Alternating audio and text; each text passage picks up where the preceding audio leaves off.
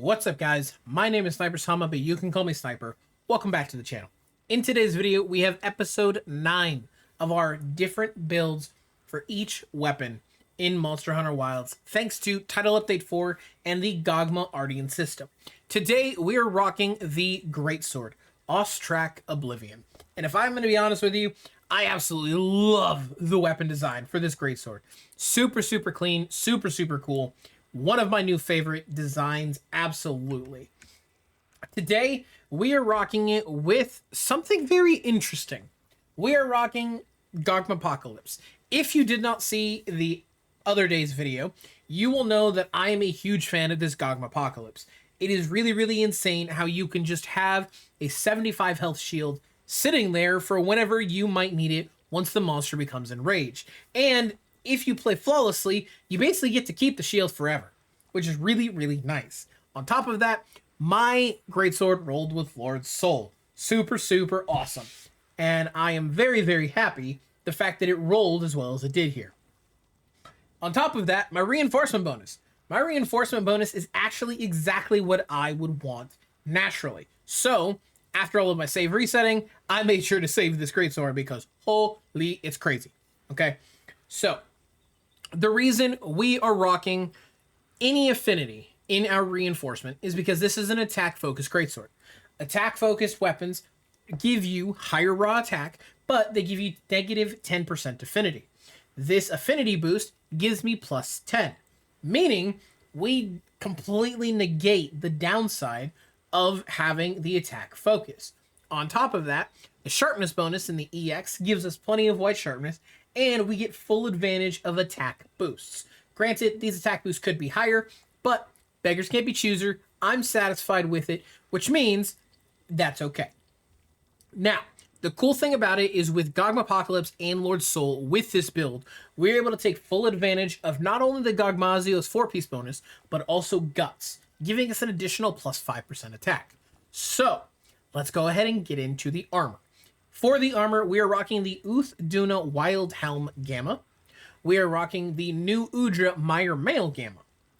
And 3 pieces of Gogmazios, all in the alpha state.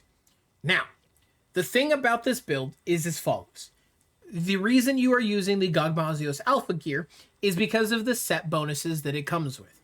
And that's because not everybody is going to have the same role that I do on your weapon. If you are interested in playing that flawless playstyle, like I am, Gogma-Apocalypse is what you want to roll for. However, if you are using this build and you're more interested in playing Greatsword, you are going to want to get Doshaguma's Might. Now, the reason for this is because Greatsword has the best of both worlds. Not only do you have the ability to guard, you can power clash with that guard with the monsters, but you can also offset attack with the Greatsword. Meaning, Doshaguma's Might is really nice because it's just going to give you more raw attack.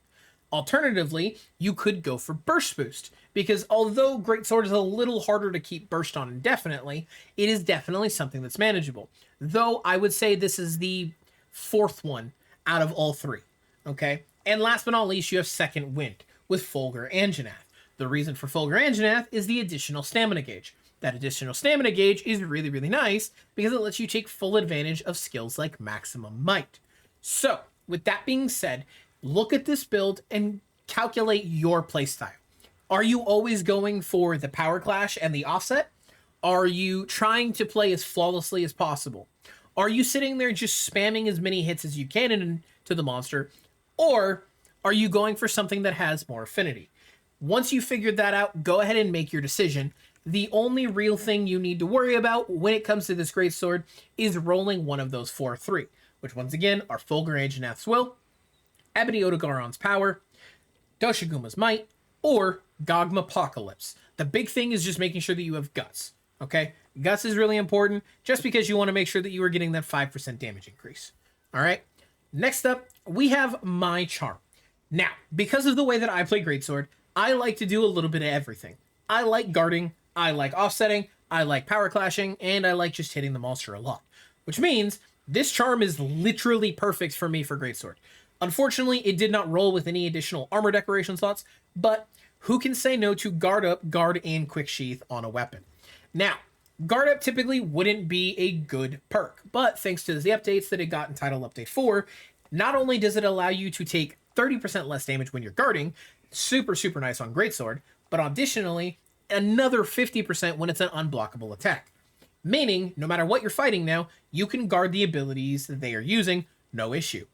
Mix that with something like Guard, not only are you taking less damage from Guard Up, but you're also losing less stamina and less sharpness because of Guard itself. And then obviously, Quick Sheath is a mainstay on Greatsword. Okay? Next up, we're going to hit the decorations, which I actually meant to take those off. There we go. Decorations are as follows. We have 1, 2, 3 Challenger Jewels. The reason we're rocking the Challenger Jewels is this is going to give us maxed out Agitator. Next up is we have a Counter Jewel, and we have a Mighty Jewel. Counter and Counter Strike and Maximum Might are super, super important. Not only can Counter Strike proc when you Power Clash, or not when you Power Clash, when you offset attack, but when you are guarding, even if you hit the perfect guard with Greatsword, you still take damage, chip damage, meaning Counter Strike can still activate, giving you more raw attack. Next up is you have Earplugs.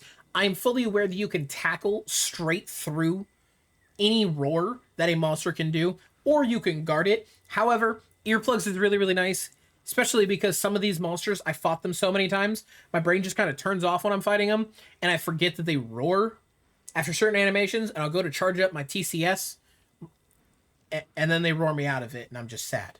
So, Earplugs. That, and why not, right? Next up, we have 1, 2, 3 Protection Jewels. This is a level 2 deco slot in the boots, but nonetheless, I still think it's important to have the protection. Divine Blessing is really, really nice just for everyday play, okay? And then last but not least, we have our Shield Jewels, our Sheath Jewels, and 1 Shield Jewel in our Talisman. This Talisman, you do not need to have all of these. In fact, the most important one is Quick Sheath. If you do not have Quick Sheath, let's say you have Guard Up or Guard, you can take these Protection Jewels and you can put Quick Sheath in instead. It's kind of up to you guys. It depends on what you have. Not everybody's going to have the same rolls that I do.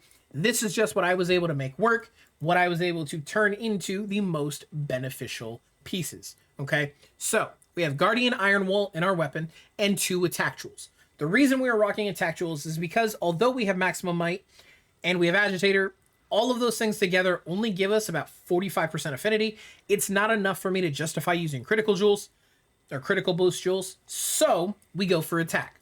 The reason we go for attack is also because we get to take full advantage of things like offensive guard, peak performance, and counter strike. When all of these things are active on top of burst, you get a whopping 309 base raw attack. Base. Okay, guys, like I have the coefficients turned off. You can see my Agitator was not on. Okay, now when the monster's enraged, 329 with a 45% affinity. Okay, now if we were to come over here, okay, you can see we're going to go ahead and get hit real quick. Offensive guard is proc 368. Let's go ahead and get hit one more time. I think we need to take off, yeah, we need to take off Gogma-Apocalypse real quick. The only downside to Gogma-Apocalypse is that when it's active, you can't proc Counter-Strike. So when we have peak performance is now turned off, but we have Counter-Strike active, we go ahead and swing. Let's go ahead and offensive guard. 353 raw attack.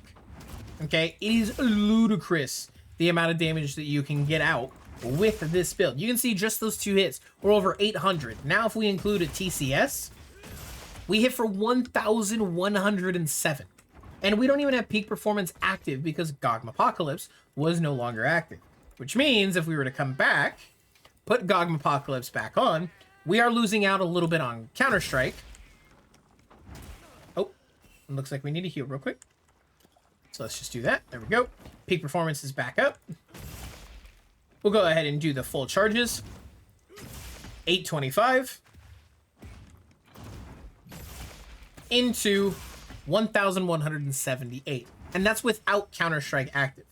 So peak performance and Counter-Strike are working in tandem with each other. But when you have the Gogma-Apocalypse shield, you get to take full advantage of peak performance. And then on top of that, when you don't have it, you get to take advantage of Counter-Strike when you get hit.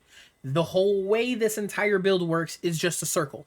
When one of them is active, the other one is not. That way you always have the bonuses, leading you to an insane amount of basic damage. We're at 329 without anything other than Agitator and Peak Performance currently active.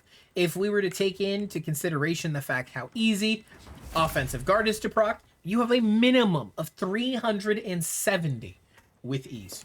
That being said, ladies and gentlemen, that is going to do it for today's video. Thank you all for coming and watching. Thank you all for hanging out. Don't forget to like, don't forget to comment, don't forget to subscribe. And if you guys are as interested as I am in Title Update 4 and Gogmazios, as well as other games, don't forget that I stream most nights over at Twitch on twitch.tv/SnyperSama. Thank you all for coming and watching. I'll see all of you in the next one.